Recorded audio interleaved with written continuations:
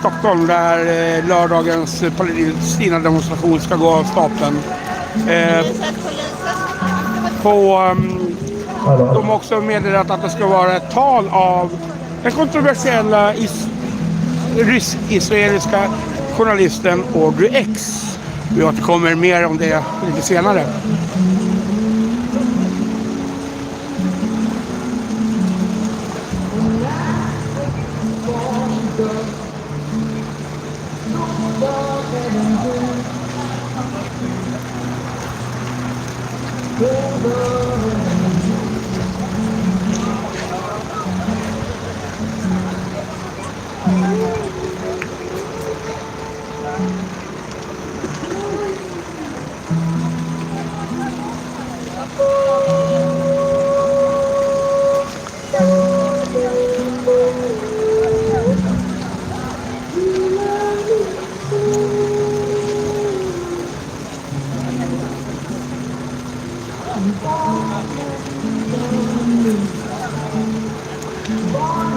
Den som tittar just nu är jag.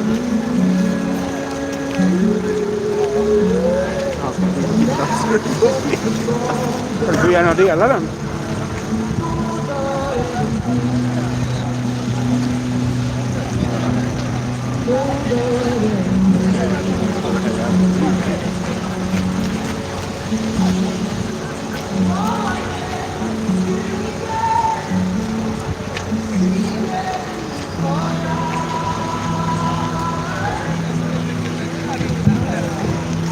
Hallå.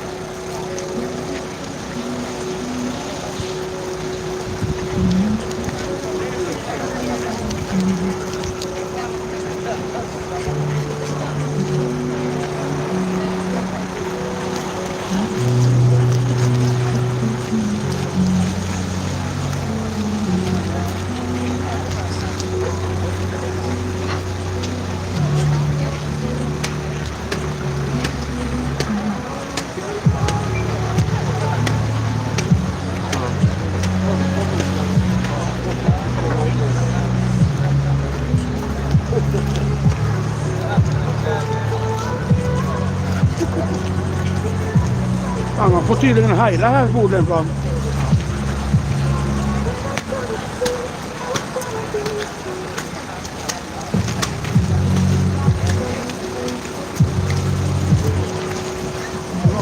Om de visste vad jag gjorde.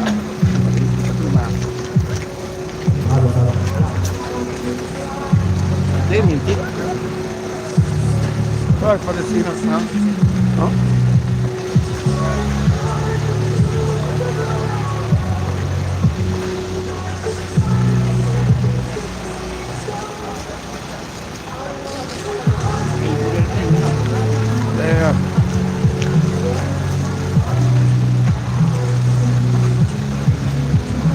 Ja, men då har vi fixat riksdagen dit och fått in ett par tittare.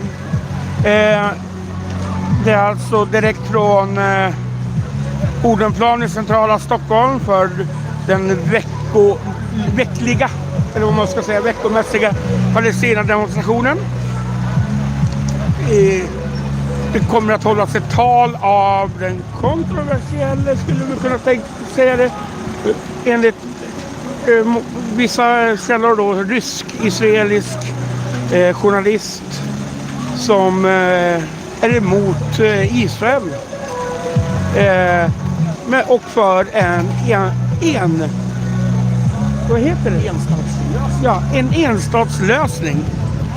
Ni är välkomna att dela den här sändningen i era sociala medier, i era kanaler, WhatsApp, Telegram, Signal. Messenger och allt vad ni håller på med där. Tänk på språket eftersom YouTube har en strikt AI-censurering av hur man skriver. Och att era kommentarer kommer att försvinna efter den här sändningen. Då får ni in och titta gärna och kommentera. Men kommentera gärna, dela, skicka tumme upp och stötta kanalen i vanlig ordning. Så ska vi försöka ta oss lite närmare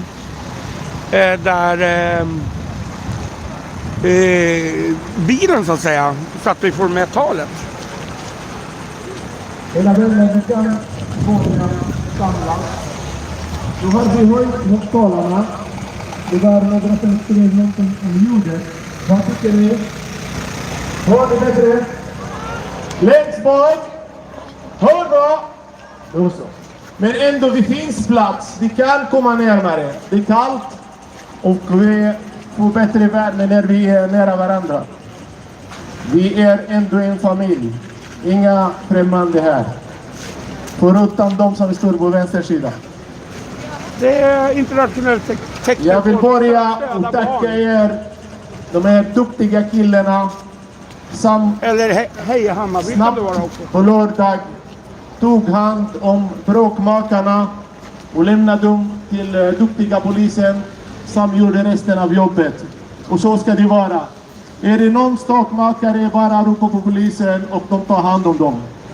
Så är det.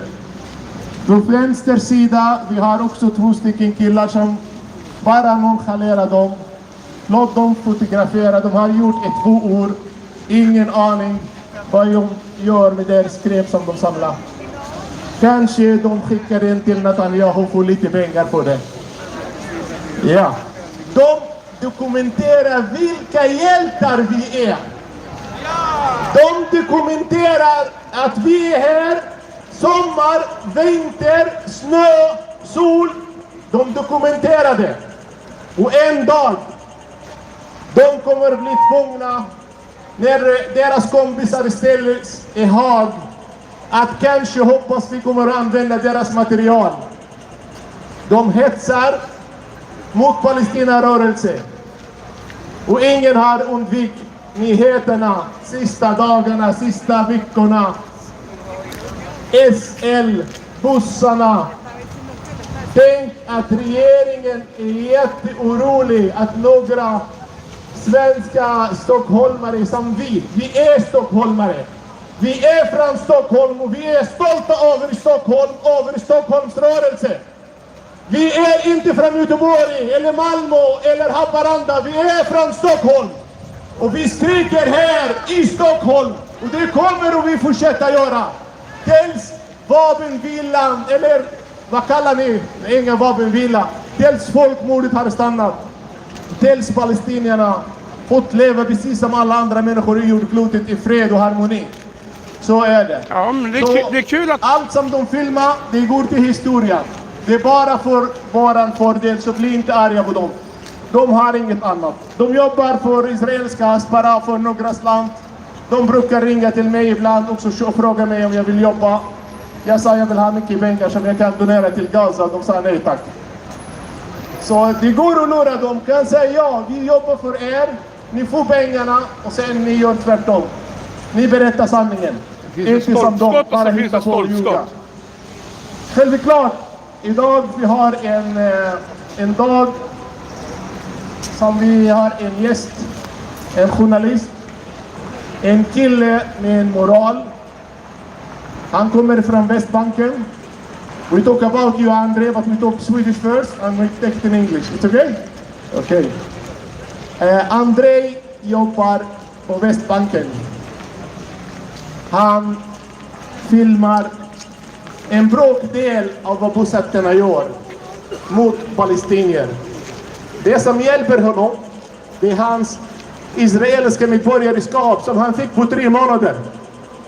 3 månader han kunde bli israelisk medborgare. Jag har varit israelisk medborgare. Jag försökte, när jag ska få svensk medborgare, då fick man inte ha 2 medborgare. Jag försökte i 25 år få tillbaka min medborgarskap. Nej, finns ingen chans. Men Andrei, you get the citizenship in 3 months. Ja, I have waiting for 25 years, but I'm proud I don't have it. I have the Swedish one. If you want, maybe we can work together that you get the Swedish one also. Now I think I leave the microphone to Andrey. Andrey, you're welcome. And today I bring 2 microphones. I say we have 2 microphones with us. First you talk, and we have some question for Andrey. Not like in the theater, it will be more tough. Are you ready? Okay, thank you. Hi. Hey. It's very good to be here, and thank you to everybody for caring, because as I've said at every talk, and as I often tell international activists, it's very easy to care about Palestine when you're in Palestine, but it's very difficult when you're thousands of miles away, and it's incredible to see so many people care, so many people get involved. Now, I'm a journalist and an activist. I work in the West Bank, and I live there. And today I want to talk about a specific issue. And that issue is concentration camps. There are 3 concentration camps that are built by Israel that house political prisoners, sometimes Palestinians simply for being Palestinians. There are 9,500 Palestinians currently in these concentration camps. 3,500 of them are held with no charges and with no trial, with no access to lawyers. These people are hostages, and they need to be free. There has been a lot of movement around the Israelis who are in Gaza, and yet thousands of Palestinians who had been in jail, some of them for decades, get no attention. And just 6 days ago, this became more personal for me, as my friend, activist and reporter in the West Bank, Ayman was kidnapped by the Israeli army. He is currently, we knew 3 days ago that he is in a hospital. We don't know why. He was healthy when he was taken. He is facing administrative detention, which is kind of a misnomer, because administrative detention means that you are held with no trial, you can be held indefinitely, and there are 3,500 Palestinians who are currently held under that law. We don't know what will happen with Ayman. We don't know what will happen with thousands of other Palestinian hostages. And speaking to his lawyer, the lawyer said that the best thing that we can do from the outside is to pressure the Israeli embassies. He asked me to ask everybody to email, to call, to stage protests, to pressure the Israeli embassies as much as possible, because if there is visibility, if they know that the world cares about Ayman and about Palestinian hostages, they are safer. They cannot do whatever they want with them. So we need to act for the people who are being held, tortured, beaten and murdered in the concentration camps. Free Ayman Khrayeb, free all Palestinian hostages, and free Palestine.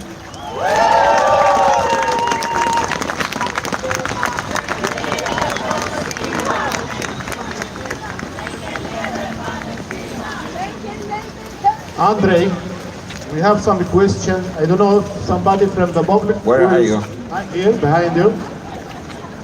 Maybe Lorena want to ask something. We will see how many people who want to ask, and you will answer, and I will have some question also.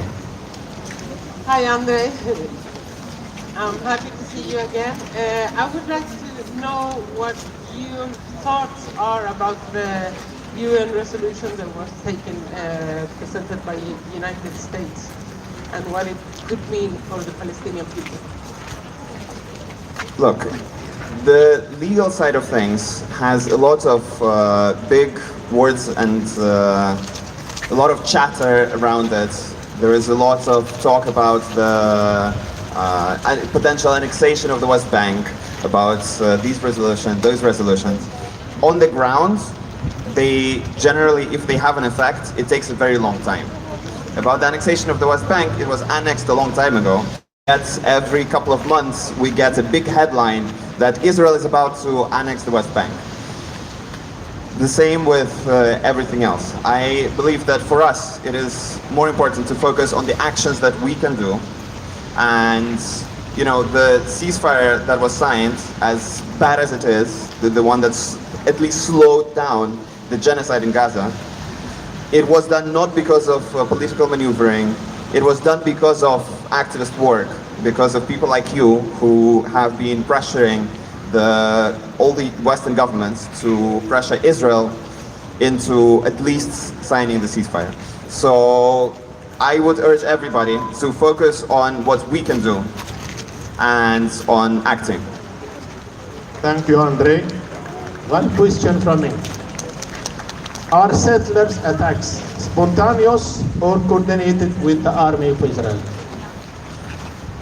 Settler attacks and the videos of the settler pogroms that you see, it is just the front line of the larger overarching project of the ethnic cleansing of Palestine. The settlers, the army, the police, the entire state, the courts are acting together to enact one thing, the ethnic cleansing of Palestine. They're working together, sometimes they're attacking together and shooting, a settler shoots and then a soldier shoots. They coordinate their pogroms, the settlers never face any consequences. The settlers are acting like brown shirts in Europe. This is just the front line who is committing the violence that the state can then distance itself from. But they are committing this violence on behalf of the state. Settler terror is state terror.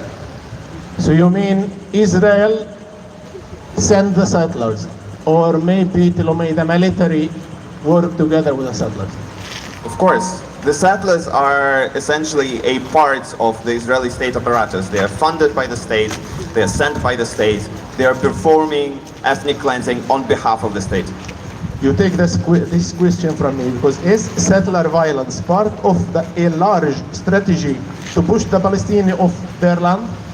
Absolutely, this is the goal. This is what we're seeing on the ground. The settlers are working together with every other apparatus of the state with one goal, to remove as many Palestinians from Palestine as possible and to replace them with settlers. One question more about the Palestinian family. What risk do Palestinian families face when they call the army to help?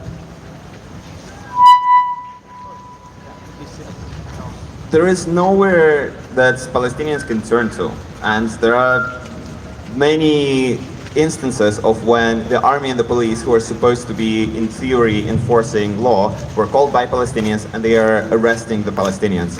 The common situation that you see over and over and over again is that there will be a settler pogrom, they will invade a community, they will beat people up, they will leave, and then the army will come in and arrest the people who were attacked. And this happens every 2-3 days. Thank you. Is the West Bank today under law or under military law? Military rule? The West Bank is under direct occupation. It's absolutely under military law if you're a Palestinian. If you are an Israeli settler, and you're living in the West Bank, it's no different as if you were living in Tel Aviv. It looks exactly the same. You are under civilian law, you answer to civilian police, and you don't even need to interact with any of the army apparatus. But if you're a Palestinian, you're under military law, you can be kidnapped at any point, and you can be held without charges, you can be shot, you can be killed, you can be injured, and this creates this dual reality in the West Bank, which is the reason that there is an apartheid. One question more, and then I give the microphone to Rana, and she stopped. I warn you. What do you want to say to the Swedish politician about the occupation, about the West Bank, and about the genocide?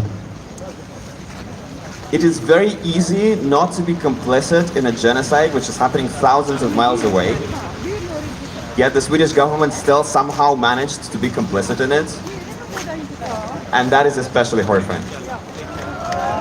The last government in Europe, Andrey. But now I will give Rana some microphone. Thanks for that presentation. I promise to be nice. I have nothing against you. I actually really like you and your work, and I have followed you, as I said, for a long time.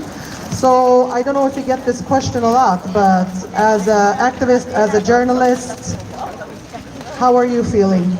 how do you feel about the work that you do every day? Because we know the fight is for Palestinians. You fight for the Palestinians, which is a fight for freedom for Palestinians, but also a bigger system that we see in the world. But I want to know, Andrey, how are you feeling with all of this, fight? And how do you keep the fight alive for you and take care of yourself to be able to continue the fight? There is a twofold answer to that. One is that I feel horrible, like I think many of you, because the situation is horrifying. We're living through the Holocaust of our time, and it is horrifying and it is demotivating, and there is a lot of tragedy and pessimism, and we need to somehow fight through it. But on the other hand, I feel good doing my work. I feel good hanging out with my friends in Palestinian communities. I feel good going to many places, and you know, activism feels good. And if you aren't involved in a more active way, I recommend it. Besides being, you know, helpful to the feeling of despair that we feel otherwise, it's just fun to hang out with great people and to feel like you're doing something. Beautiful, thank you. And I want to add to that, I think that's what we feel, especially everyone here. When we get together, like you go through things, absolutely not the things you go through on a daily basis, but you go through things here. Like you said, our government is complicit, which makes people here more brave now to show their racism openly. So we go through things here, and meeting like this and fighting with your voice, boycotting or whatever way you want to fight, it brings us also closer together to the cause and gives us the spirit to keep fighting. So again, I want to say thank you so much for the work you do, because you do inspire all of us. Because if I meet some racist guy, which happens a lot on the subway or whatever, I see what people like you, that actually you are not, I am Palestinian. Like for me, this is from, today is my father's birthday. I want to lift that up. He was there before the state of Israel even was created. So that's, for me, is always a reminder that why I'm fighting for this cause. But like, you have actually no connection more than you went to Israel and you started the fight. So I admire you extremely a lot, and I think a lot of people do it here too. Sorry, I just want to really thank him, so he really understands your fight is so important, and I hope people really show you that support. Thank you so much. Thank you, Rana. Andrey, more questions, okay? I just want to say one thing. I'm one of hundreds of activists who are functioning and working in the West Bank, who are doing a lot of stuff. I am just one of the few people who actually films myself doing it, because I am much more protected, because I hold an occupation passport, which makes it so that I'm under civilian law. Palestinians, if I were Palestinian, I would have been dead or in jail a long time ago. If I held a foreign citizenship, I would have been deported a long time ago. So you see me, but there are hundreds, thousands of people who are doing amazing work in the West Bank, and you can too. There are representatives of the international solidarity movement somewhere in the crowd hanging out flyers. You can take a flyer, you can come to the West Bank. It's easier than you think. Well, it's also more difficult than you think, but I encourage everybody to go, and also to remember that you have more power than you think. Because on the ground, we can report, we can stand in solidarity with the communities that are being ethnically cleansed, but it will not be solved from the inside. It will be solved from the outside, from the pressure. And Israel is only able to do all of this because it has an infinite amount of money and support from the West. And that needs to be stopped. And only when that is stopped, Palestine will be free. And only you can make it stop. Thank you, Andrey. Are you ready for more questions? It's okay. You want gloves? It's cold. Yes, I just came from the subtropics. I fix you. Yes. It's okay. No, I'm okay. I'm good. I'm good. We have one guy here.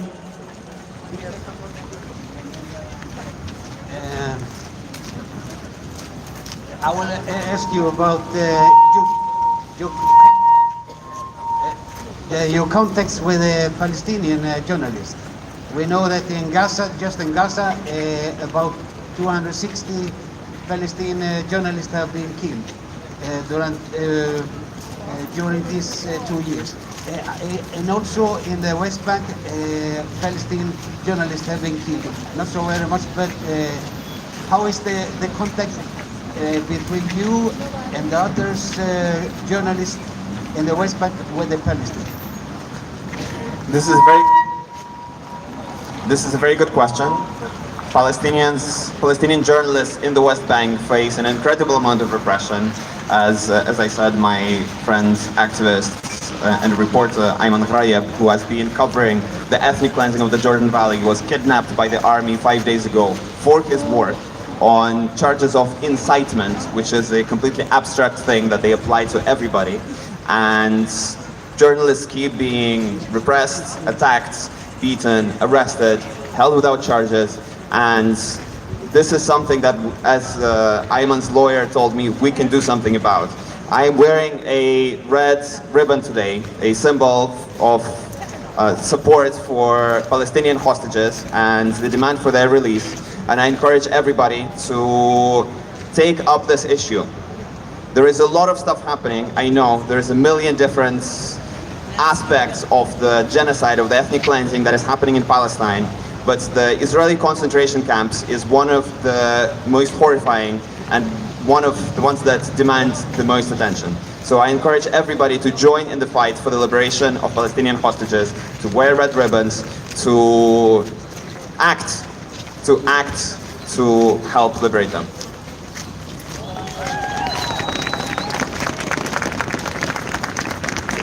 Yeah, we have the lady here. Ask you one question more. Thank you. I have just one question. You just described how the settlers are the front line and then the military and the police and so on, and the entire state stands behind it. Do you have any explanation how Israel can openly have this kind of system in front of all cameras, in front of all the eyes of the world, and still people are not realizing what's going on, or are not daring to speak up? Do you know, have you any explanation how Israel can do this in front of all eyes without being stopped? Israel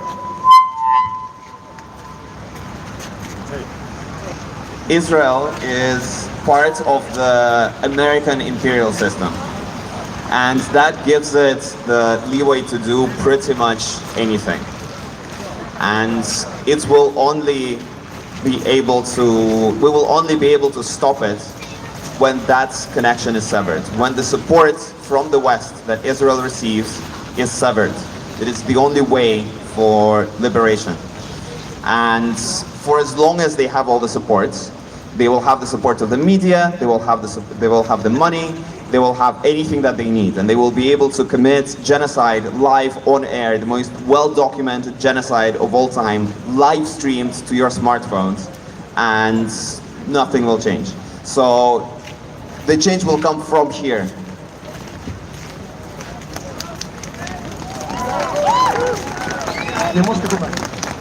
Thank you.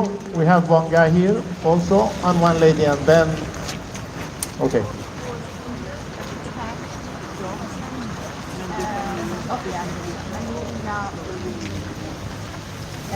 I am personally interested to know what kind of changes in the Israeli society perception, what they think about what's going on. Are they in full support of their government? Or, I mean, ideologically and in action? Or have anything changed, like, you know, to be aware of their state as occupier power, occupation power, and also as a genocider as well? How they think, how they feel about this? Is there any positive changes? There are no positive changes, I'm sorry.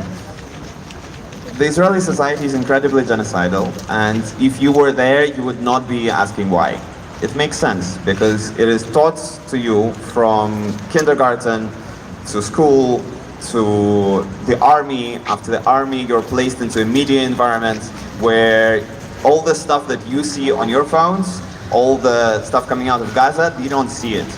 And this media environment has created an incredible amount of people who have dehumanized Palestinians completely.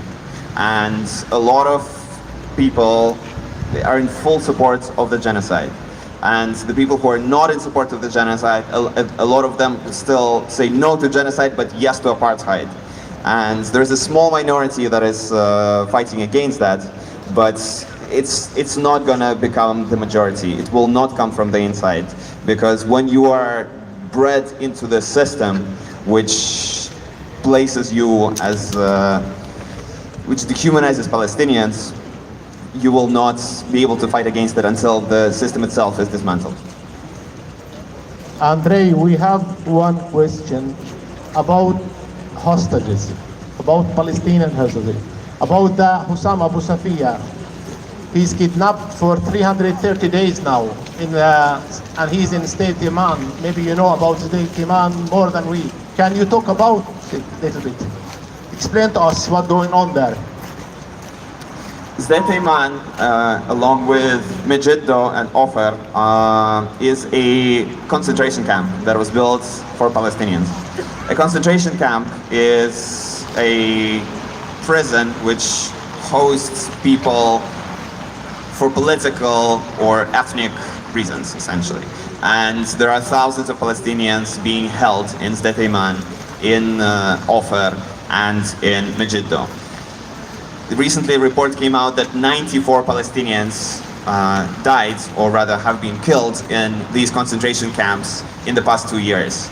People are being tortured to death, raped, beaten, killed. There was a teenager in Megiddo prison who died of starvation. A 17-year-old was starved to death in an Israeli concentration camp. And Megiddo is the same prison that Ayman Khrayev, activist and journalist, is being sent to. And this is the place where thousands of Palestinians are being held. And that world is completely invisible to us. We get reports sometimes, but the reports are based on whistleblower accounts. It is a tiny fraction of what is actually going on. You're seeing a tiny fraction of the Israeli concentration camp system. Thank you, Andrey. Last question. My question to you is regarding the brainwashing system in Israel in particular. I live in Jaffa, in Tel Aviv, and Jerusalem. I saw myself how much the heart is there to live as a Palestinian. So my question is regarding the brainwashing tactics they use. In which period they start the use, in a school period or something? So it is omnipresent. If you are in that space, everything that surrounds you will be part of this indoctrination system. It has been there since forever. Israel has been doing its very best to get as many people involved in its national genocidal project of the ethnic cleansing of Palestine. And the phrases that would be considered unthinkable in most countries are normalized there. Israel for the Jews. We need to create these spaces that are based on ethnic supremacy. This is the stuff that you will hear there that is completely normalized, and that would be unthinkable in any other society.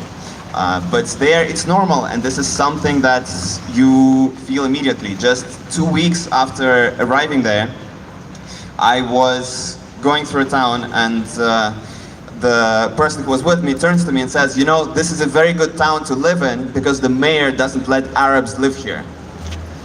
And that person, I had known her for half an hour by then. This is just a normal thing to say to somebody you don't know. And what that implies, I will let you figure out. Thank you.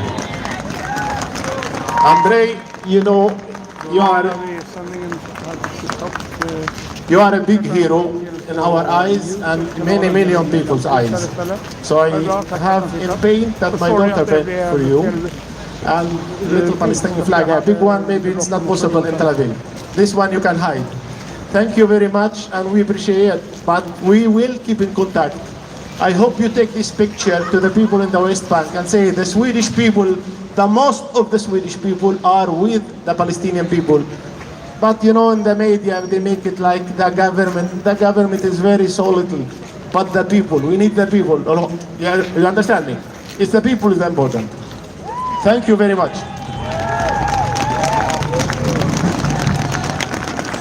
Tack så mycket mina vänner. Vilken hjälte. You are a big hero. Här i Stockholm, vi är så glada och haft Andrey som gäst. En fantastisk kille. Du ser, Palestinarörelsen, de älskar de som ställer upp för oss och för mänskligheten. Kramas och kramas oändligt. Så är vi. Vi är fredliga och vi kommer att fortsätta vara fredliga och vi kommer att fortsätta att demonstrera fredligt. Ingen våld i våra lexikon, ingen hat i våra lexikon, ingen religion i våra lexikon. Vi är Palestinarörelsen. Våran religion är Palestinarörelsen. Våran tro är Palestinarörelsen. Våran mänsklighet är Palestinarörelsen. Ingen ras, ingen religion, ingenting. Vi är en familj. Och vi kommer att jobba hårt för att fortsätta växa som en familj. Ingen kommer att splittra oss. Ingen ska kalla oss för islamister. Det får nog nya namn. Muslimer är islamister. Och jag vet inte, för länge sedan judarna kallades för något annat. Nu är vi islamister. Till och med Magdalena Andersson, hon pratar om islamister som har gjort ekobrott. Men jag vet att många andra har gjort stora ekobrott. Jag vet inte om någon av er äldre här kommer ihåg om Trestor-affären. Det är miljarder som skingrades från Joakim Bosnier som han tog med sig till Tel Aviv. De vet att han är i Tel Aviv. Vad händer då? Jag hoppas att Magdalena Andersson kallar tjuvar med deras namn, inte med deras religion. Därför om vi ska prata religion, det finns många tjuvar i det här landet. Och då kan vi börja säga han är kristen och han är muslim och han är det. Men det tyvärr, hon börjar bli som en SD-medlem. Så vi måste vara försiktiga hur vi pratar som politiker. Ord kan döda. Ord kan sprida hat. Ord kan splittra oss. Men här i den här platsen i Odenplan kommer de berätta längre fram i historien. Kärleken har vuxit här och kommer att fortsätta växa och bli starkare. Jag är så glad att ni är här och att ni kommer att fortsätta vara med oss, eller hur? Hur länge? Hur länge? Länge lever Palestina! Länge lever Palestina! Länge lever Palestina! Länge lever Palestina! Länge lever Palestina! Befria, befria, befria Palestina! Länge lever Palestina! Länge lever motståndet! Befria, befria, befria Palestina! Här i stan, här i stan! Tills vi räddar Gazas barn! Här i stan, här i stan! Tills vi räddar Gazas barn! Befria, befria, befria Palestina! Befria, befria, befria Palestina! Free, free Palestine! Free, free Palestine! Long live Palestine! Long live Palestine! Free, free Palestine! Free, free Palestine! Long live Palestine! Ja. Vi ska släppa iväg det här tåget innan vi avslutar den här direktsändningen.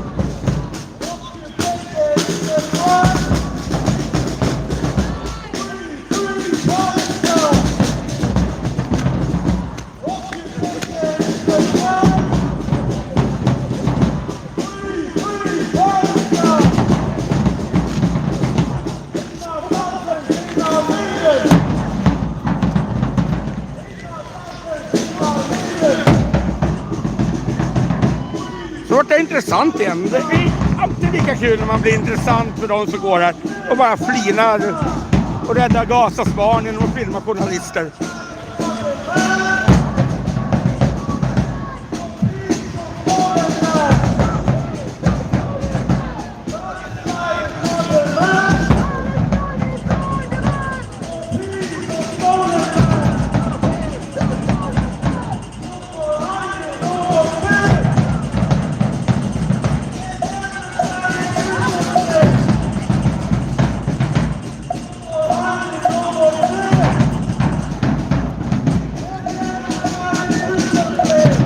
Ja, här i Stockholm är november, det är grått, det regnar, så att jag kommer inte följa med dem här i hela vägen. Jag kommer inte följa dem alls, utan jag kommer låta dem gå iväg. Jag kommer filma tåget när de går iväg här.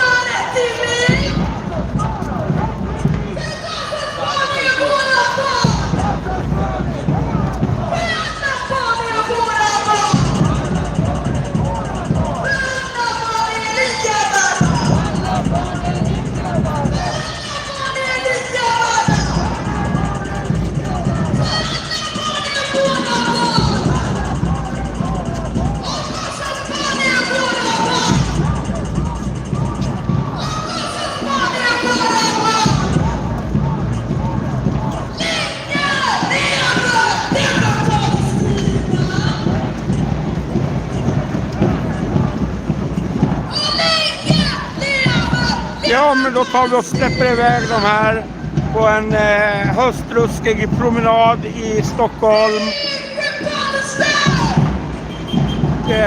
De ska gå en liten brokig väg till Gustav Adolfs torg. Men jag följer inte med, jag har bättre saker att göra än det. Men nu har vi fått höra talet här av Andrey X. Ni får ju kommentera vad ni tycker om det talet och frågorna som ställdes till honom och svaren. Ni får jättegärna sprida det här, den här sändningen även i efterhand. Och ni får ju naturligtvis också stötta kanalen, och det gör ni bäst med Swish. Så vi kör en regndansk Swish idag då, för stopp på regnet. Och ni swishar till 0764 15 74 68. 0764 15 74 68. Det är lördag, det är ruggigt, det regnar. Tänk på oss som jobbar i det här jävla vädret. Låt att jag svär. Ja, kan bli en öl också. Det tar jag jättegärna emot Swish för. Tack för att ni har tittat, hörni, och får vi se när det blir nästa gång. Ha det bra!